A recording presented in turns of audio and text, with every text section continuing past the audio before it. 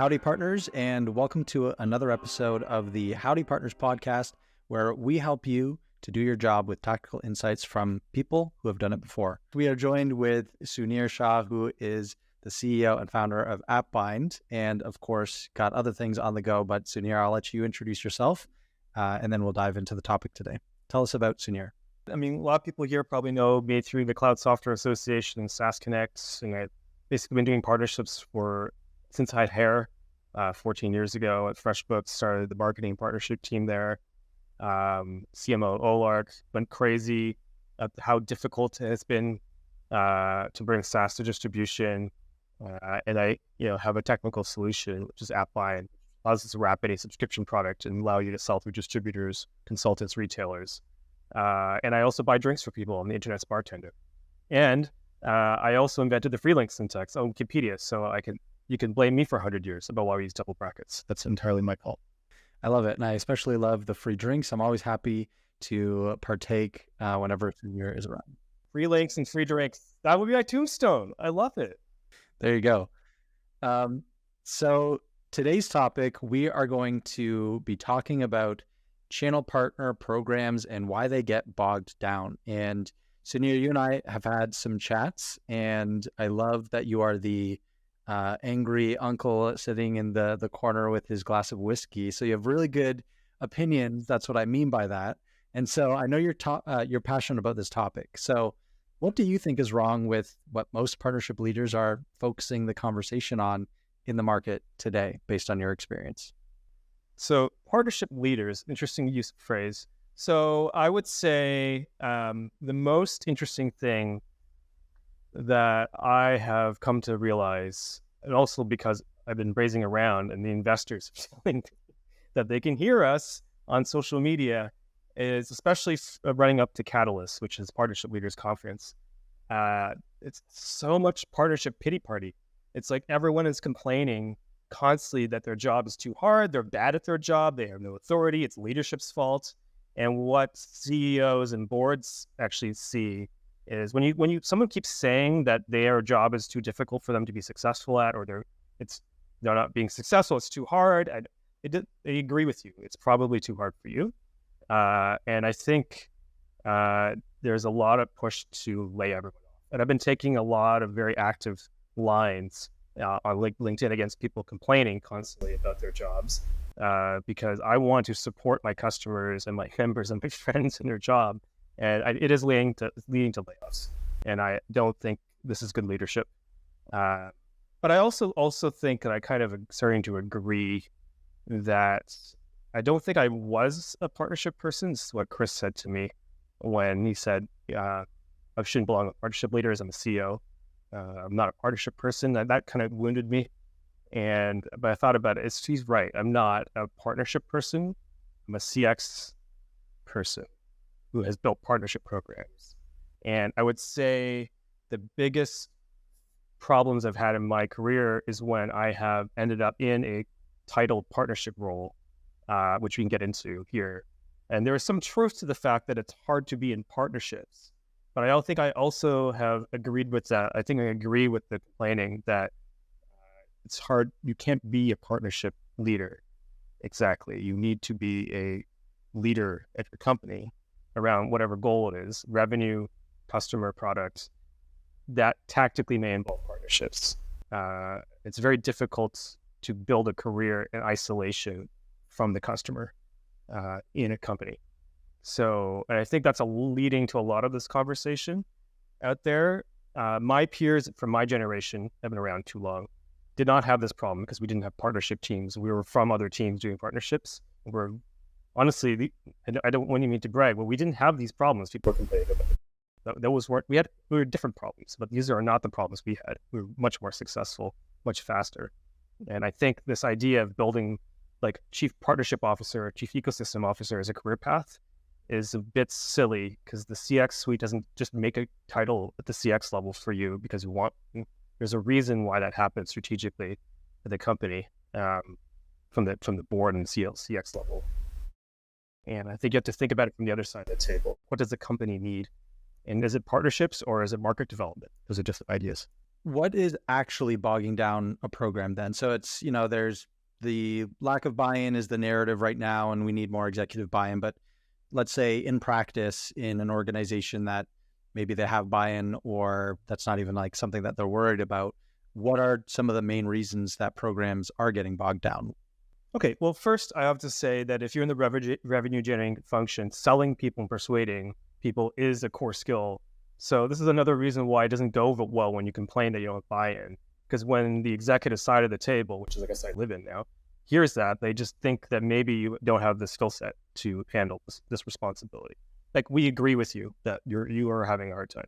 That's what you're broadcasting constantly. So I want people to reframe the conversation. I think more empathetically, as if you're selling to the other person. You have to serve the customer. And there's two customers to the company. There's the actual customer of the company. And if you're an employee, that's also your boss. And you have organizational buy-in the nanosecond after you were hired, right? They hired you because they wanted you to be successful. And very few companies are pathological. Most companies truly want you to be successful.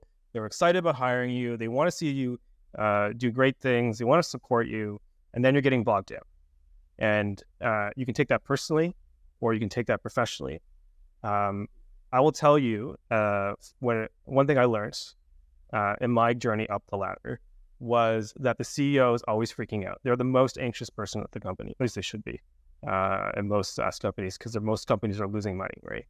And so they can't reveal that to staff. But if you take it on yourself to treat them like a customer, and your job, or a client, I mean, if you're a contractor, it's talking about channel, how they think clients, your job is to bring that area of the business under control for your boss, so they don't have to worry about it anymore. And that bringing it under control may mean making it successful and making revenue, or maybe coming to the realization that there is no market demand for this and cutting it, and so that you can go and work on another market development action, which may not be partner related. Right? There's not very many people who have the same level of skills the founders had when they started the company. If you develop that kind of lean startup attitude about building the next business line of that company, you'll do well. Even if there may not be enough opportunity at that company, they're going to still love you and help you find another job. But if you sit there in this kind of fear of being fired, that you need to be in partnerships, you need to make partnerships work at all costs, that's neurotic in a way. I mean, that's misaligned to what the market is telling you. You're talking about your inner fears, and you're like looped in your own fear. You're not reaching out to the rest of the company. You're not engaging with your boss. You're going to have difficult problems. And I think a lot of the conversation is heading this way. And I do think, speaking of the goal of partnership leaders, which is admirable. I mean, Asher, Chris, and Tyre are trying to be positive, but that kind of distortion of making partnerships a thing by itself, disconnected from customer demand, may cause problems, and I think it's really important to remember that we only do partnerships because the customer needs that partner to advance to our buyer's journey or their buyer's journey.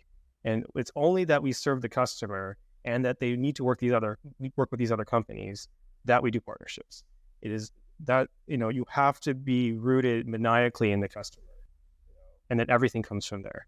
And so I think I realized that I've never actually started in partnerships. I always started on the customer side. And then because naturally every market is structured with lots of companies involved, you need to have you end up with a partnership strategy just because it's efficient and necessary. So it sounds like the reason that a program gets bogged down is because it starts to become more of a business efficiency function than it does a customer value function. Is that a good summary? Yeah, I would say it's become disconnected from the customer. That's what I would say. And it becomes about sustaining the team internally. It becomes an internal goal rather than an external market goal. You can't get bogged down if there's market demand, because the market will make you do it. But if you're not focused on the market, you're focused on your own self, then you trip yourself up. And I think a lot of programs are just focused on preserving themselves rather than thinking about nimbly, where can we do more for that customer? Maybe with partners, maybe without. I could be wrong, but I'm kind of pushing in that direction. Like, let's recenter on the customer. By the way, this is why I love Nearbound as another story in the market. It's just chef's kiss. Such a perfect campaign genius. I took Isaac's gauntlet. It's like, challenge me, I'll fight you, best team in the world. I will challenge him. I will fight you. You are the best team in the world. Screw you guys. I love it. Being a part of that team, I have to only say thank you and be humble. So we'll leave it there on Nearbound. Okay, so with that, then tell me the story that you and I chatted about, where you're like talking about integration partnerships, where it seems like, and I might be misrepresenting your words here, but you tell me, it seems like there are some teams that are building integrations just to build an integration and try and game some BD opportunity rather than, like you said, focus on the actual customer value. What would you say about that? And like, why would you say that is happening from like an integration building and relationship standpoint? Yeah, I mean, this is kind of how humans are, right? So if you do, I mean, I don't know what you guys did in school. I have a computer science degree and master's degree just in business classes. So I kind of ate a lot of stuff. And so one of the things I loved about business was organizational behavior and design and structure. And one of the things you have to understand is that if you give someone a role, they don't care about the company's goals. They care about their goals.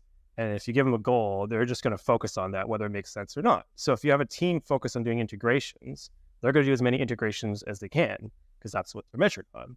But it's not rooted in the customer's needs. And so one of the things that we were good at, just to tell a story about my career, I was very, very good at FreshBooks at promoting our integrated partners to our customers. So everyone, of course, told everyone about that. And we had an inbound flood of people integrating with us. Long after I left, it continued happening because we had the reputation.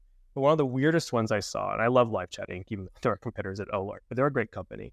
But they built an integration with FreshBooks in the chat widget. I'm like, why? There's no customer use case here or demand. They just wanted a logo in our app store. And I just couldn't wrap my head around it. The product was good. The brand was good. The integration made no sense. And, I always say, well, I said back then, like, we have to make a win-win-win. The customer has to win the most. And then if they win, then you win and I win by making more revenue because they have all the money, the customer. But what happens is you end up with this, I need to just do all the integrations in order to get more logos everywhere, get more like blog posts. Well, it's like you might get a sugar high, but there's no, it doesn't fit the market need. If you're not fitting the market need, eventually the market wins all the time. You can't beat the market. Like, the market wants what it wants and you just do what it wants. If you don't do what it wants, you just waste money. It's not that complicated. If you don't do what it wants, you miss the opportunity. You just do what they want. It's not that complicated. I think we forget, though.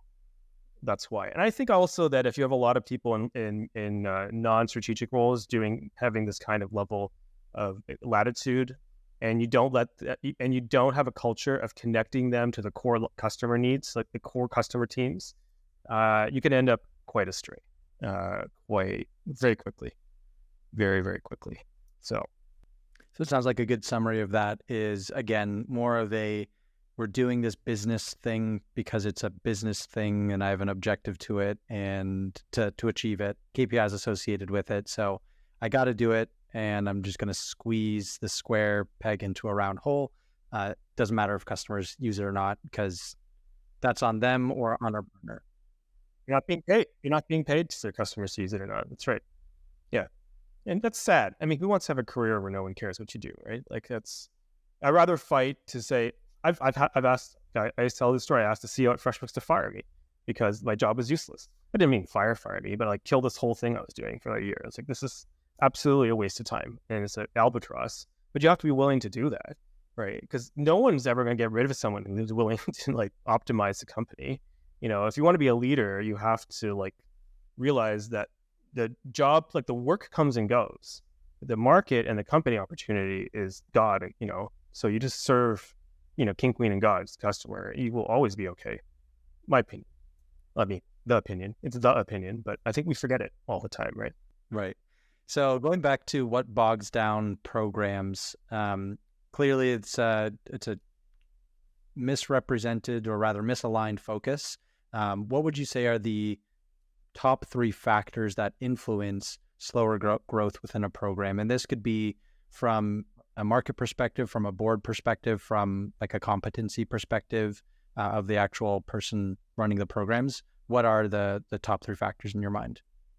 Let me talk about channel programs because that's where I've been focusing my last few years. Integrations, I can talk endlessly. That's mostly engineering resources and customer feedback and demand. I mean, that's pretty much product management is the number one problem. Integrations, simple.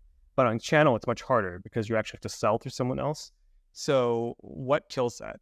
The number one problem in channel and distribution is that we've moved to subscriptions as a business model. And I say this all the time, and it's a bit abstract, but you have to think about it from the customer just needs to get on with their life. They literally don't care about any of us. Right? They're worried about their own business or their own lives, and they need to move forward. And they need this problem solved, and there's technology to solve that problem. Half the time, they will solve it internally with their existing resources, and half the time, they don't have any technical experts in-house. They will hire someone else to do it. The issue is, how do you get the technology into the customer's hands? And with subscription, it's very difficult because you have to create the account, you have to share the login, you have to get a bill, you have to pay it, you have to transfer control of that account. If you want, or those margins, they have to be paid. There has to be technical support and implementation. Now, some of that stuff sounds like what a service company can do, but if they can't even get the technology, it's difficult. Like I always use this plumbing analogy, as everyone's probably sick of. It's true. If a plumber went to fix your bathroom, they're not going to send you to go buy your own pipes. At the hardware store, you're going to fire that plumber and get a real plumber. But in software, and then software, in licensed software, that still is $300 billion of that market is still driven that way. It's still dominated by this plumber model that is basically how almost all software is sold. It's only us and SaaS have broken it. So that's number one. But what happens as a result? Partners have to refer clients because they can't physically commercial off the shelf your software. And as soon as there's a referral, then you're in the warm body problem. And the warm body problem is, I think, what we're all seeing. So this is where a customer has to talk to a salesperson. So now you have a salesperson. That's a warm body. And the partner made a referral. So that's two warm bodies. And now you have a conflict between partner and salesperson that needs to be managed. You end up hiring a partner manager. So you have three warm bodies, right? So that's already a lot of warm bodies for sale. Your margins are going down already. Customer is already annoyed having to deal with all this kerfuffle to just get something. Then, because it's a referral, the partner is not as motivated to do support, implementation, training because they're not managing the account. The customer ended up talking to the company directly, and your success team is taking it over. And so, because success is involved, partner doesn't know what to do. They're less motivated, even more so, to bring your technology to the customer. But meanwhile, your success team, and it's not because they're malicious. They're just busy. Like, do they want to bring a partner involved and train the partner up to support the customer when they can just deal with this customer right away? So they just do that, right? But then, of course, the client doesn't care about your success team, so they call the partner up because it's they're the ones responsible. And so now the partner has to do support, and they're not trained. So they need someone to help them immediately with support. So now you need an escalated support path. Now you have partner success, right? So eventually the partner team ends up with a completely parallel structure to core revenue. So you have a partner marketer to acquire partners, you have a partner salesperson to handle sales, you have partner success to handle success, and you've duplicated the revenue teams. But the partner team is not touching the customer normally. Like the core customer lives in core teams. And what you've done is created this entirely isolated team over here, dealing with the fact this other team over here is being interrupted by partner sales. And this is what's bogging down the teams, is that no one at the higher level has seen that, hey, maybe the customer needs this kind of way to buy from us.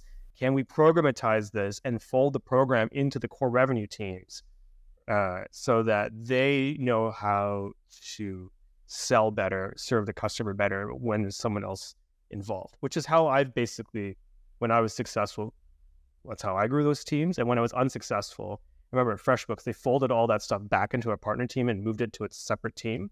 The CRO did that, and then everything collapsed. All the KPIs for the internal teams collapsed because we were driving them all. But it worked for like a month or two, but then we weren't involved in the team stakes.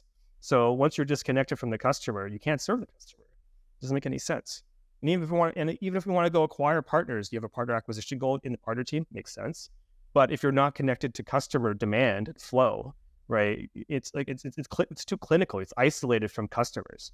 You're talking to a partner about potential customer opportunities, but there's no customer around you, right? All the best partners we had were actually at like a conference or event where we're like all working the same customer together, and then we're like, oh, we should hang out and do more because we're actually working on the same opportunity in person. That's how we met them.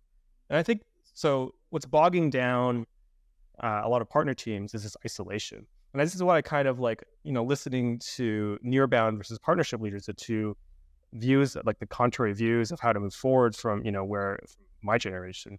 And I kind of like Nearbound like about 1 billion times more because it's about using the core teams and expanding out. You don't even need a partner team. You just need to partnerize some of the existing flows, which makes sense. Partnership is mostly a tactic most of the time.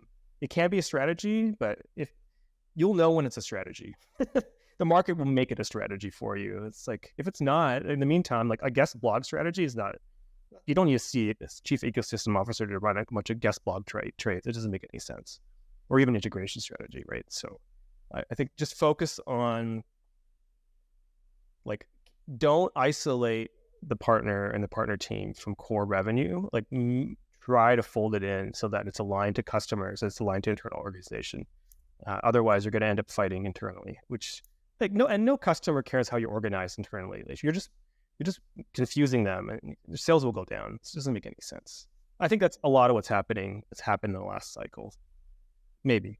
Yeah, and so why do you think that change happened? So, like, what's different today versus the traditional channel programs from 5+ years ago? Why do you think this is more popular and facing these challenges that it sounds like organizations didn't necessarily face before?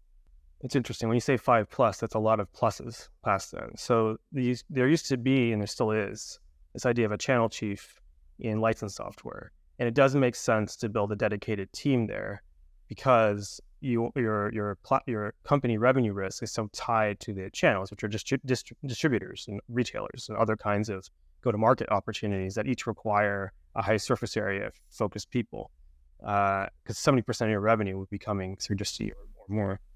And I think some of what we've been doing now in SaaS is trying to like copycat what's happening. And certainly in some cases, it makes sense. Like AWS, if you're driving a lot of revenue through AWS, you're going to have a dedicated AWS team. If you have a lot of channel partners, agency partners, SIs, you're going to want to serve them in a very specific way because they have different needs than direct customers. But I think also there's been a push to, SaaS has negative gross margins almost universally, right? It's not the greatest category of technology ever. And so there's a push to like find revenue from places. So there's a lot of experimentation in the investor side of things, CEO side of things, to find another revenue opportunity. It's like, well, there's people making money this way. Go make channel partners sell our stuff. But if there's been no customer demand, you might have trouble, right? And so, but they've been made. You've been given this task to make magic out of nothing, and I think a lot of that has been putting this team in isolation so it doesn't disrupt core function because it's an experiment. That might also be some of it as well.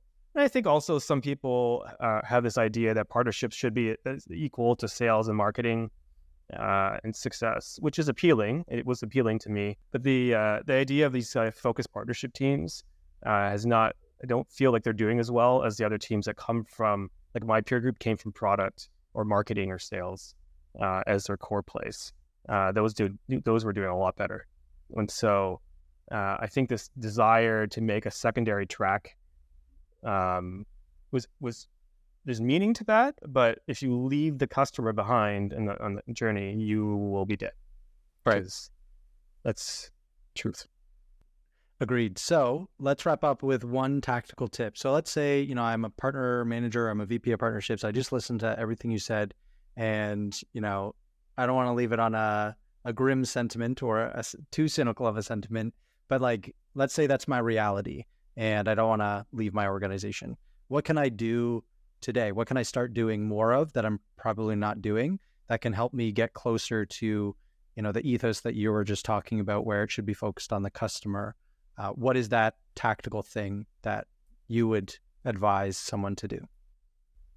Yeah, I have a lot of answers, as you know. So I put up a diagram on partnernapkin.com, which you can check out. The most important question you should start asking yourself if you're thinking about growing revenue through partners is first, there's 3 questions. What is the position of our product to the market? And what is the position of the partner's product to the market? And how does our position make the partner's position better? That's a positioning statement. Second, where in the customer journey does this partner impact that could help core revenue teams hit their KPIs, and try to align programmatically this partner type to the underlying teams. And then third is ask yourself, when a partner has a customer, what does it take for that customer to become our customer, and how painful is it? Now, it is amazing to me how many people cannot answer that question at all. And they don't even know how billing works at their company. It's like, well, if you don't know how someone gives you money, then you may not understand that they physically tried and failed, and therefore gave up on the sale, which happens more than you think. Because I run a billing company for Channel, and I know that this is a huge problem, that customers simply give up because it's so frustrating giving you dollars. It is like you could 5x your revenue from Channel if you just took the pain away of just letting your partners commercial off the shelf your product. Get rid of the warm bodies. I know what people like their warm bodies, like the people. I feel bad for them, but it's not.